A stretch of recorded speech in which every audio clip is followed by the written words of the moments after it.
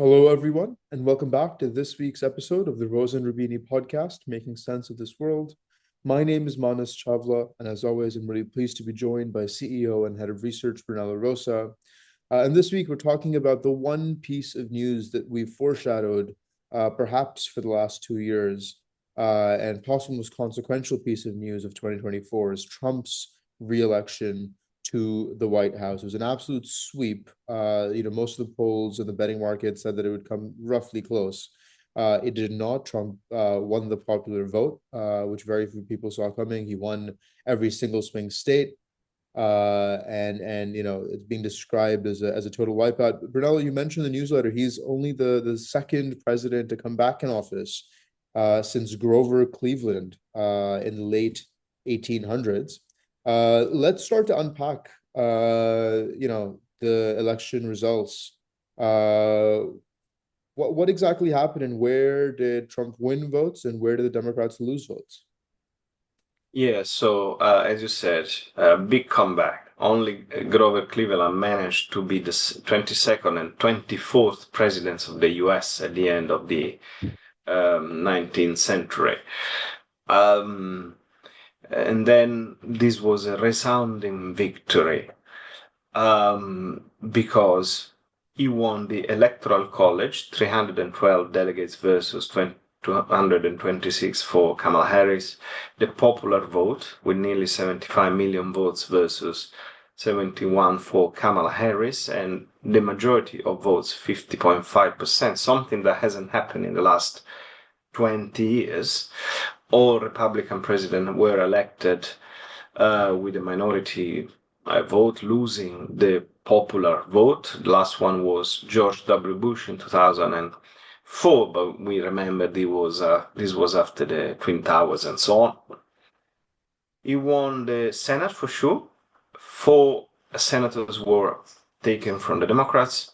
The House still counting, but the majority is reached. Already 2013 representative versus 218 needed for a majority, so we are almost there for what used to be the Grand Old Party now is a totally different Republican Party under Trump, and the number of governors now has won.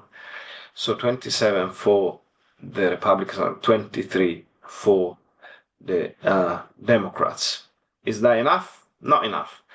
The Supreme Court, we know it has a 6-3 majority for the conservatives in various shape or form, 3 more traditional GOP, 3 directly appointed by Donald Trump, only 3 from the Democrats. There are some talks about Justice Sotomayor, who has reached the age of 70, that may retire, and as a result, Biden may appoint Kamala Harris. Guess who? At the Supreme Court. That would be an interesting swing, but it will make very little difference. She will still be in a minority in the Supreme Court. So this is a massive sweep, okay? When I was in DC, everybody was saying that. Say, if Kamala wins, she will have a divided government. So for sure, the Senate against, and for sure, the Supreme Court. If Trump wins, it's going to be a sweep. So presidency, House, Senate, Supreme Court, and governors. And here we are. It's very unlikely that Democratic presidents have that kind of mandate. If they have it, I remember Clinton in 1992, first mandate, he did have both houses, but then immediately in the midterm election, there was a change, and then, things get more and more complicated. So, here we are talking about a serious victory by Trump. Yeah, absolutely. I mean, the autopsy of what happened exactly in this election has already begun and will likely go on for years to come. But in terms of initial perceptions, I mean, what caused this Democratic debacle?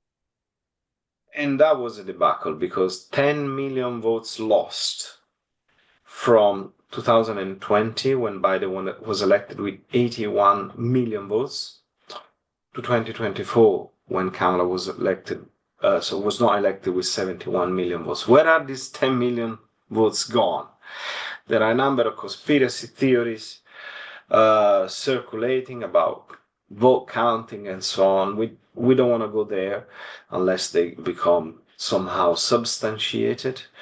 But even if there was absolutely no irregularity of whatever sort, we are talking about almost 75 million people voting for Trump, who is a highly divisive candidate, is not a consensual character that now bring votes from every corner because he's such a ecumenic. No, it's the opposite, right? It's somebody that is either with me or against me. Either you hate me or you love me. Either you have faith in me or you just want me to be in prison, right? This is a totally polarizing candidate yet. So in fact, they got 75 million votes after the indictment, after the sentences on all counts. He was arrested.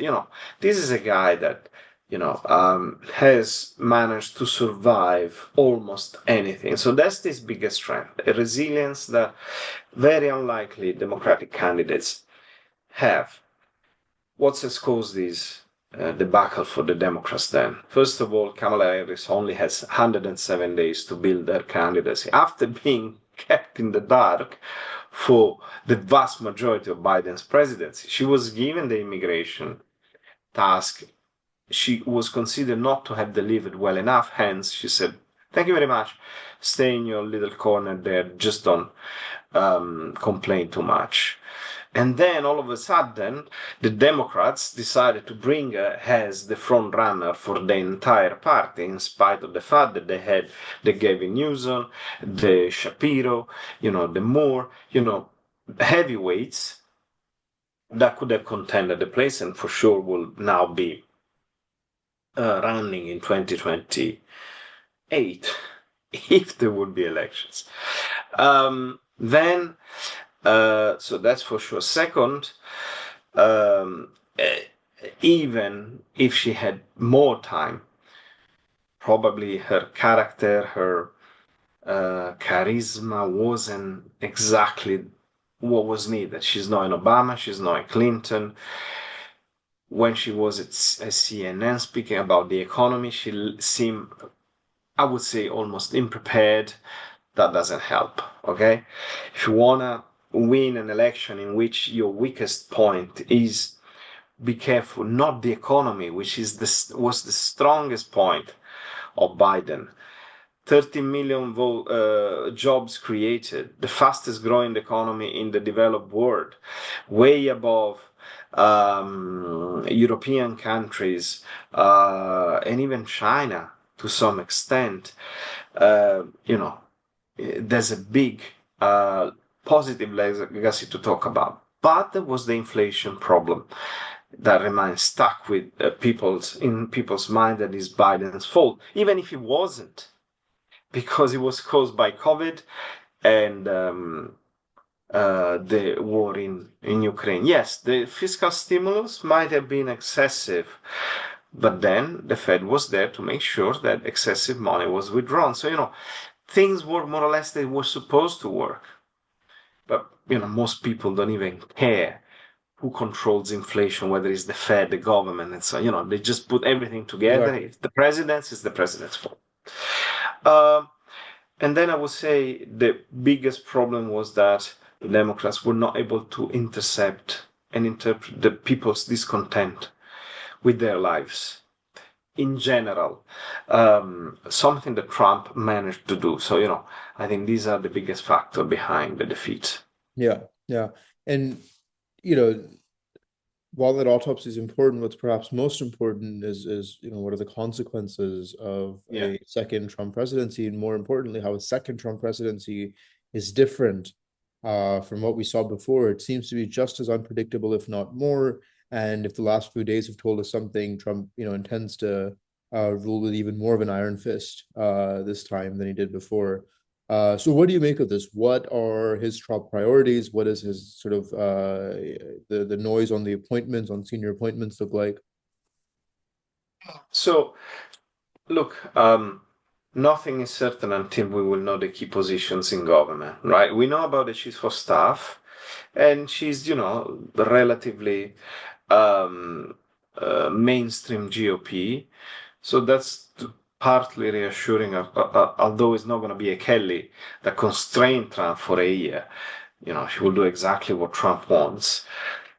Positions such as Secretary of State, Defense Minister, Secretary to the Treasury, the absolutely key position, and then the Fed. These are the four nominations that really matters the most. Until we know who these people are, we can only speculate. Then the other thing is what's going to be the role of Elon Musk? He was in a call with Zelensky discussing the war in Ukraine. Why was he there? I mean, people are really starting to wonder what's the real role of Elon Musk in all this. And then will Trump implement Project 2025? We've spoken extensively about this. It seems like we're seeing the first videos that he really wants to go in that direction regarding the Department of Education, regarding, the incrimination of people that even speak about misinformation. So, and we had one of our columns and a podcast on misinformation versus censorship, that kind of thing.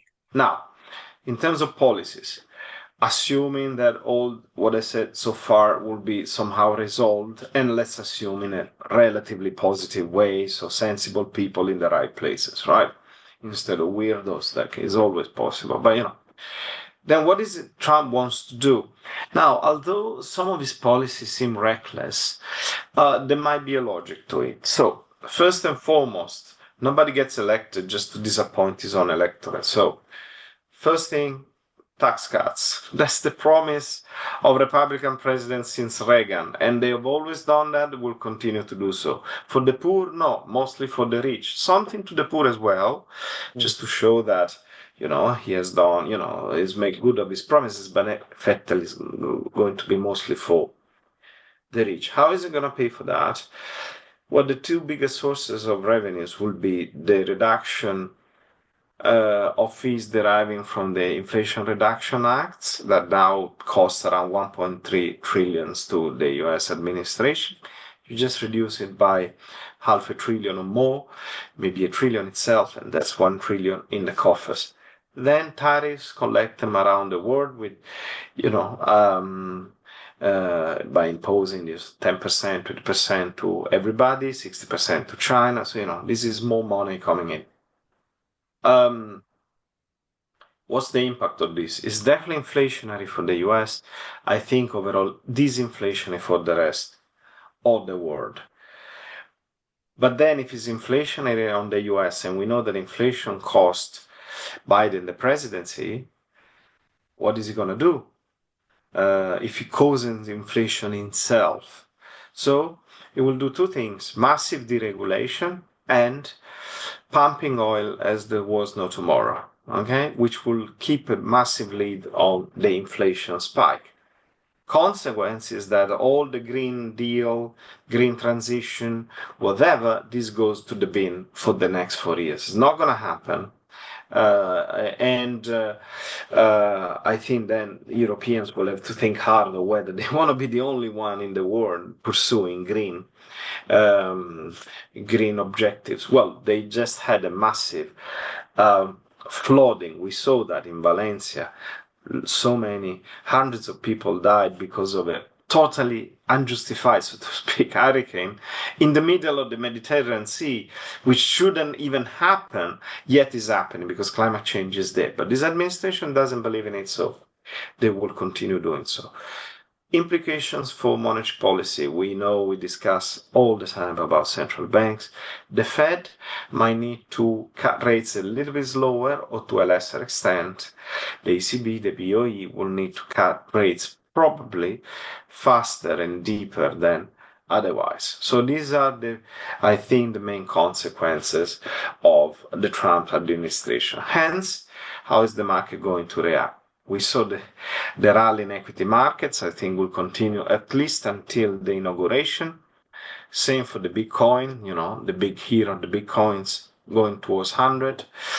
And the dollar that strengthens with the rising long-term yields. But this will come into reverse. Otherwise, everybody could do that, right? Promise tax cuts and everybody hunky-dory. It doesn't work like that. Yeah. When the dollar is strong and long-term rates are high, equity prices suffer. And at that point, Trump will have to react, I think, with different set of policies. Yeah. I mean, it seems like this is the sort of initial knee-jerk reaction of investors to what they think will be a very lax, deregulated, low-tax environment.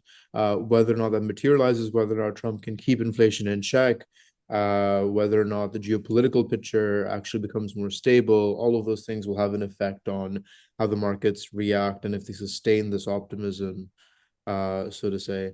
So, this is something at the very least will be a top agenda item for us for the next 4 years, if not for the many years after that. But as always, Brunello, thank you so much for your time and insight. Thank you. Until next time.